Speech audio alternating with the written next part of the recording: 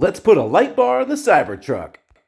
On today's video, I'll be installing my Hansshow light bar to the top of my Cybertruck. And I'm gonna put the link to this light bar down in the description below, so it's easy access for you to go in and buy it. And when you do, make sure you use my channel name, Charisma, as a discount code. When you do this, you'll get a 20% off of everything in your cart with that order. But in case you're wondering, why would I want a light bar? Because either I already use my lights just fine, or I don't plan on off-roading at all, so what's the point?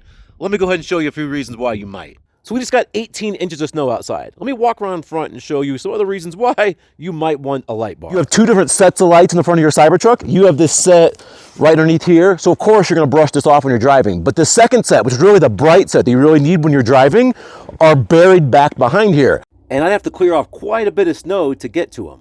So I have found the last few days driving around in the snow here in Colorado that oftentimes I've been dark on the road. So I'm really looking forward to adding another light source. Hopefully the snow won't build up in front of this and it'll give me just another source that can light up the road and really be a life-saving device on my truck. You can't see it until I clear it off in a minute here, but I have roof racks on my car and I know for a fact that this is gonna interfere with that top roof rack. I'm gonna make them both work. I don't know how I'm gonna do it, but I'm gonna do it. So make sure you subscribe to see how I'm gonna be able to pull this off in future videos. But for now, let's get it cleared off and get it in the garage. As you can see, I've chosen to install this on a day where there's not 18 inches of snow on the ground. The bracket that you have to mount the light bar is gonna share the bracket that I have my roof rack on. At least for the time being, I'm gonna have to remove at least the cover, probably the whole bracket. If I can figure out a way during this video to show you how I can use both, how I can edit or modify these, I'll let you know, and if not, you'll be able to know that by the end of the video also. I'll make sure to put the link to these roof racks down in the description as well. So I'm gonna remove my roof rack as discussed, but if you don't have a roof rack, stick with me. I'll show you what that looks like with going from no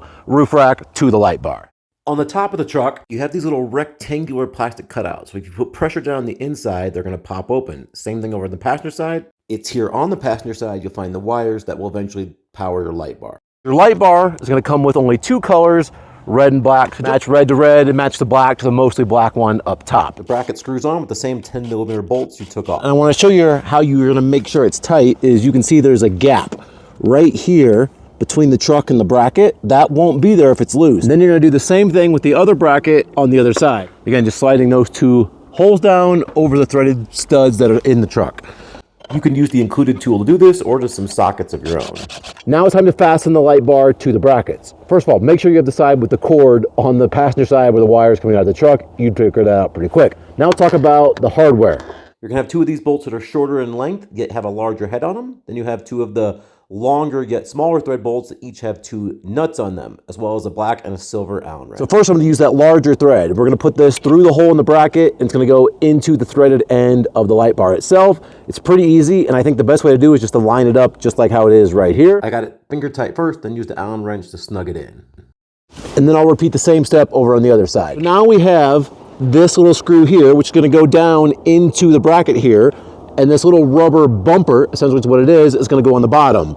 And this is gonna pinch down both ways. That's why you have two sets of screws. And the reason it gives you two different nuts is because you're gonna wanna back thread one of those nuts to pinch it to when you finally get this bumper set to the correct spot, you can snug that nut back in by reverse threading it. So with one nut already on, I go ahead and thread this down using my Allen wrench. Once I have a small amount of thread exposed below the bracket, I'll line the nut up and then use the Allen wrench to screw that bolt down on through the nut. Then I do the same thing with the bumper. I kind of hold it underneath until I get it started, and then I screw the bolt down into that bumper. Then do the same things you did on the driver's side. Go ahead and put that little nut into the edge of the light bar, snug it down good with the Allen wrench, then move on to the next step, which is again threading that nut down into the bumper and then back threading that nut up until it's tight against the bracket. Now it's just a matter of connecting the red and black wire here to the red and black wire from the cord from my light bar. This does have a little connection where you can disconnect it. So if you did have to remove this light bar, you could leave this still wired to the truck and actually tuck it in this little gap and fold it back down. Using a pair of wire strippers, I cut off the ends and strip down the last little bit of insulation on each wire to make the connection. So typically you'd probably connect wires using a wire nut. It's probably something you're most comfortable with, something that looks like this. However, as you'll see here, this particular light bar comes with what looks to be some kind of a cross between a heat shrink tubing, and just a crimp connection. I initially used exactly the hardware that they gave me and installed it. My light worked just fine. But after my light bar lit up, I went to tuck my wires in and I noticed they flickered a little bit, which meant to me I didn't have a good connection. So I did end up re-securing it, and I think it would have worked just fine, but I still wanted to try to see if I could find an alternate way of connecting. So how this little sleeve works, you just slide one of the red wires from each side, and as long as they touch in the middle, you'll be passing power. Then I went ahead and ran the lighter over to help shrink that tubing to hold it in a little bit tighter. Then I went ahead and used my wire strippers because they have a little built-in crimper, slid it around and crimped both the red little connections on each side as well as the big silver one in the middle. Once it's done with that, I did the same thing with the black wires, pushed them in from each side so they met securely in the middle. Then went ahead and grabbed the lighter and heated those up as well, so those would also fit really snug. Then went ahead and grabbed the strippers again, this time just using the tip of it to crimp down those little connections so the wires couldn't come out. Then I went ahead and ran the lighter back over them each for a few seconds just to make sure they were as snug as they absolutely could be. No matter how I did this, I just wasn't happy with it. So I ended up picking up some of these waterproof wire nuts that you saw there. I want to strip down a little bit more of the black of the insulation here to give me a little bit more to tie on to. So after a tiny slip from the razor blade, I was able to pull this black housing apart. That gave me enough room to wire nut each of the black wires together as well as the red wires together just like before. So that actually worked really well. I felt much better about the connection. And if you're not familiar, those wire nuts, in addition to have that little orange cap on the end that helps keep moisture out, they also have like a little gel inside of it that stays moist until you open the seal. Then when you put wires inside of it, they actually kind of like a seal that make kind of like a silicone hold in it. Now you can still get the wire nut off if you need to in the future, but it just really keeps it all the weather out, which I think is really nice since these are outside on top of your truck all the time. And although they probably would have been just fine with the little connection that I got in the kit, I just felt better with the wire nuts. Then I'll show you really quick here what I thought was the best route to put the wires. So I laid those wire nuts down sideways underneath there. Again, I kind of like cupped them underneath the outside of the lips. They fit nice. And then I loosened up the light bar and brought it back up and ran my cord underneath. So I can't see any of this from the outside. I ran it just underneath here. I ended up loosening the black bumper back up, and then I wrapped it back underneath. That way it's not gonna be able to like wobble around the wind. It should stay pretty tight. Then I'm gonna grab a zip tie and connect these all together.